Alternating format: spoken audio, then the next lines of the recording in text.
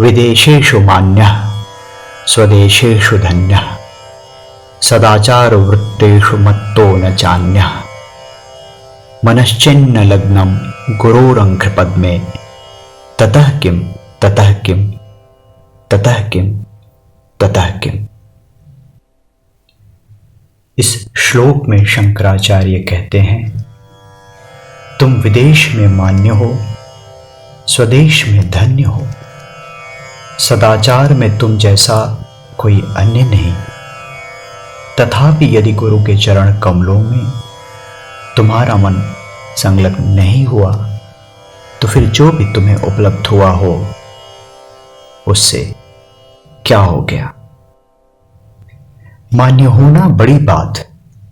मान्यता एक जटिल मानसिक प्रक्रिया का परिणाम है।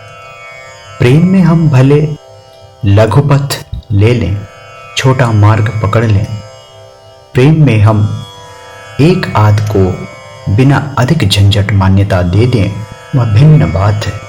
कोई स्वजन, कोई मित्र। अन्यथा मान्यता एक बड़ी जटिल प्रक्रिया का परिणाम है। संसार की दौड़ में सहजता से कौन किसको मान्यता देता है, कौन किसको स्वीकारना चाहता है। सब एक दूसरे से प्रतियोगिता कर रहे हैं, सब एक दूसरे से आगे निकलने की होड़ में है। और विक्षिप्तता इस स्तर की है कि यदि अपने ही मानदंडों पर कोई किसी अन्य व्यक्ति से अपने को आगे ना भी पाता हो तो भी उसका मन इसे स्वीकारना नहीं चाहता। उसका मन नाना प्रकार से स्वयं को ही ठगते रहता है। वह यह कैसे भी सिद्ध करते रहता है कि वस्तुतः वही आगे है, कि भले अभी वह कुछ पीछे चल रहा है पर वह आगे निकल ही जाएगा, कि जिस बात में वह पीछे है उस बात का वैसे भी कोई विशेष महत्व नहीं। या फिर कि वास्तविक गुण तो समझदारी है और स्वयं से अधिक समझदार भला किसी को कोई मिलता है। किसी न किसी रूप से अपनी श्रेष्ठता को सिद्ध करना और करते रहना, यही तो लोकाचार है। क्योंकि दूसरा भय देता है, दूसरे को मान्यता देना भय देता है। क्योंकि दूसरे से तुम्हारा जो संबंध है वह प्रेम, करुणा अथवा कर्तव्य पर आधारित ही नहीं है। क्योंकि दूसरे को तुम बाधा के रूप में देखते हो जो तुम्हारे सुखों में बंटवारा कर लेगा और दुख में, संताप में तुम अपने को निपट एकाकी पाते हो।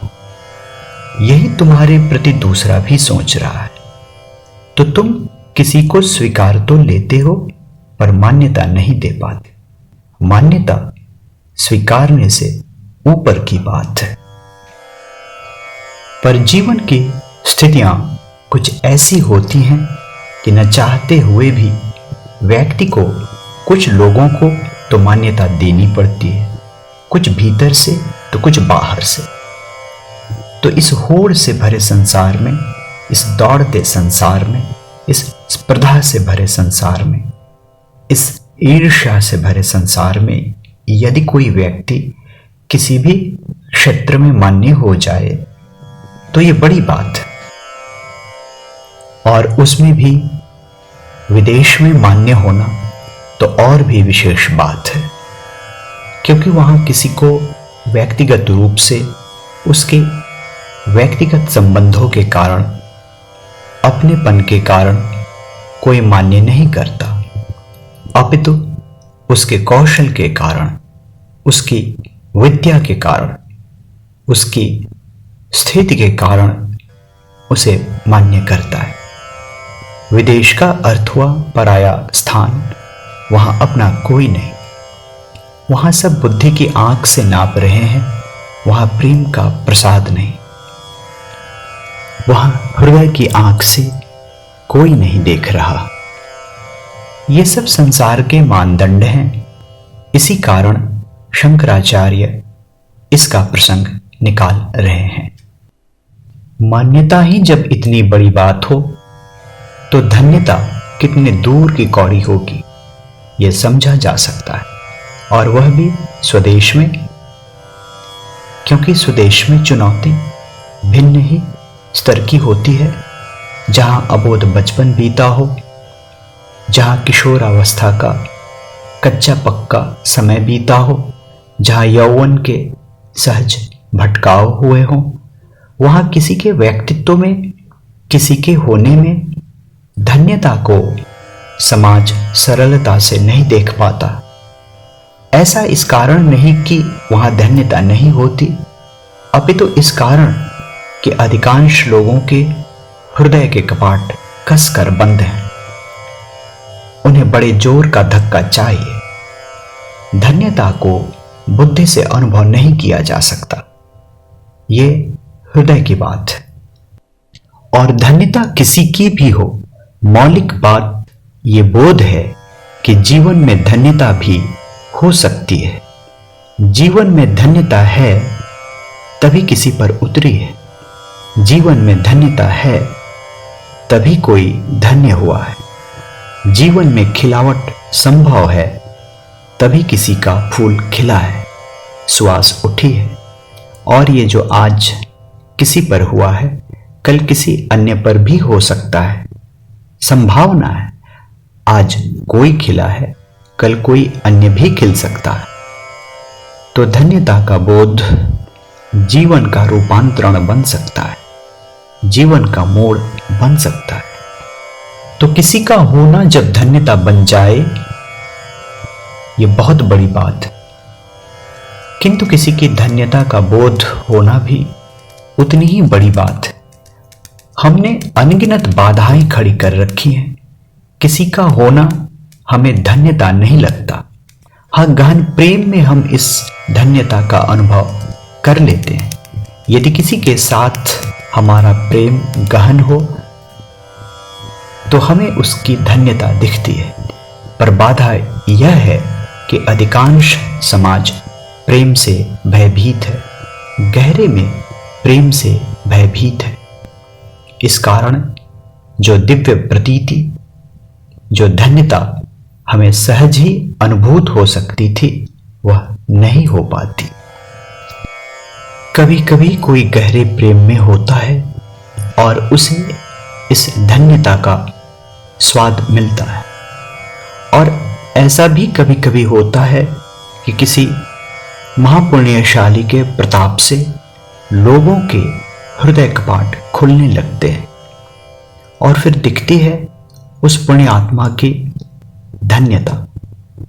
तो यदि स्वदेश में किसी के होने में समाज धन्यता देख पाए तो उस व्यक्ति का तप, उसका प्रताप, उसकी प्रभा, समाज के लिए उसका अपनत्व और सेवा भावना, उसका समर्पण कैसा होगा, यह समझा जा सकता है।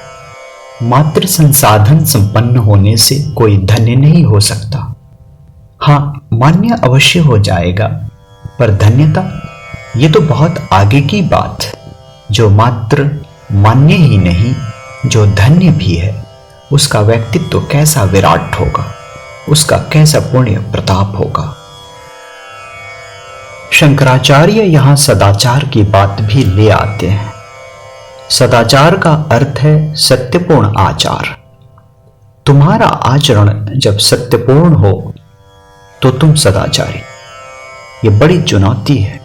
एक तो सत्य को समझना ही दुरूह है, दूसरा उसे आचार में धारण करना और भी दुरूह है, क्योंकि सत्य को समझने में हमारी पूर्व मान्यताएं अवरोध बन जाती हैं और हमारी पूर्व मान्यताएं अधिकांशतः निराधार ही होती हैं। मन की तरंग से उपजी होती हैं, मन की अपेक्षाओं से, मन की इच्छाओं से उपजी होती हैं। इन पूर्वाग्रहों को छोड़ना कठिन है। इन पूर्वाग्रहों को छोड़ने का मन नहीं होता। इनसे बड़ा पुराना संग साथ है, इनमें बड़ा रस है, इनका बंधन बड़ा भारी है। और यदि सत्य का कुछ बोध हो भी जाए तो आचरण में उसे ले आना और भी बड़ी चुनौती है। सत्य जानने भर की वस्तु नहीं, उसे जीना होता है। परंतु अधिकांश लोगों को सत्य को जीने की प्रवृत्ति नहीं होती और वे इसका उत्तरदायित्व भी नहीं लेते। ऐसे ही ये दुष्चक्र जीवन पर्यंत चलता रहता है, सदाचार नहीं आ पाता। महाभारत में दुर्योधन ने कहा है, जानामि धर्मम न च मे प्रवृत्तिः, जानाम्य धर्मम न च मे निवृत्तिः, केनापि देवेन हृदय स्थितेन यथा नियुक्तोस्मि तथा करोमि। मैं धर्म को जानता हूं किंतु मेरी उसमें प्रवृत्ति नहीं होती। मैं अधर्म को भी जानता हूं किंतु मेरे उससे निवृत्ति नहीं होती। कोई देव है जो मेरे हृदय में बैठा है, वह मुझे जिस कार्य में नियुक्त करता है मैं वही करता हूं। ऐसी गहरी पुकार है रज एवं तम की। हृदय से ही कोई पुकार उठती है, अंतःकरण ही इनसे भरा हुआ है। फिर तो बड़ी विवशता है। सदाचार कैसे आएगा?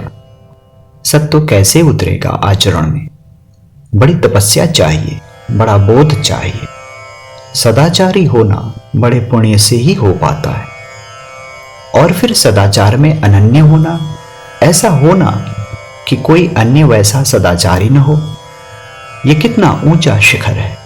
ये कैसे महान पुण्य का परिणाम होगा।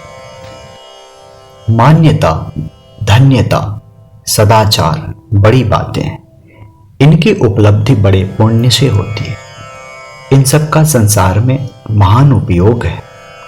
यही कारण है कि शंकराचार्य इनका प्रसंग निकाल रहे हैं। किंतु यही शंकराचार्य पूरी बात को फिर वही मोड़ दे देते हैं। यही वे अहंकार पर फिर वही चोट कर देते हैं। यही वे फिर इन सब की निस्सारता की बात कर देते हैं, क्योंकि सार वही है जो सदा रहे। जो मिट जाएगा उसमें हमारे मनुष्यों ने कभी सार नहीं देखा। पुण्य महान तत्व है किंतु अक्षय नहीं। पुण्य क्षीण होता है, ये प्रकृति है। हर पुण्य क्षीण होता है, कितना भी महान हो। पुण्य का उपयोग यह है कि अक्षय की साधना कर ली जाए। पुण्य का उपयोग यह है कि अमृत की उपासना कर ली जाए, क्योंकि पुण्य निसंदेह सुविधा ले आता है, क्योंकि पुण्य निसंदेह व्यवस्था ले आता है, क्योंकि पुण्य निसंदेह संघर्षों को बहुत कम कर देता है, तो उसका बहुत उपयोग है। गुरु के चरण कमल इसके ही प्रतीक हैं। गुरु के चरण कमल से मन का संलग्न होना, अर्थात इस अक्षय, इस अमृत के साथ मन का संलग्न होना, फिर जीवन का प्रयोजन सिद्ध होता है, फिर जीवन सफल होता है। यदि यह नहीं हुआ तो फिर मात्र समय की बात है। ये जो संचित किया है जीवन भर वह खो जाएगा। तुम रिक्त हस्त चले जाओगे। यही कारण है कि शंकराचार्य मान्यता, धन्यता तथा अनन्य सदाचार जैसी बड़ी बातों की उपलब्धियों की पृष्ठभूमि में पुनः वही बात कह रहे हैं कि यदि गुरु के चरण कमलों में तुम्हारा मन संलग्न नहीं हुआ तो फिर इतने पुण्यवान होकर भी तुमने मौलिक भूल की। तुमने बहुत कुछ किया, तुमने बहुत मूल्यवान वस्तुएं उपलब्ध की, परंतु सब नाशवान। तो तुम्हारी इन उपलब्धियों से क्या हो गया? ततः किम विदेशेषु मान्यः स्वदेशेषु धन्यः सदाचार वृत्तेषु मत्तो न चान्यः मनश्चिन्न लग्नं गुरोरंघ्रपद्मे ततः किम ततः किम ततः किम ततः किम।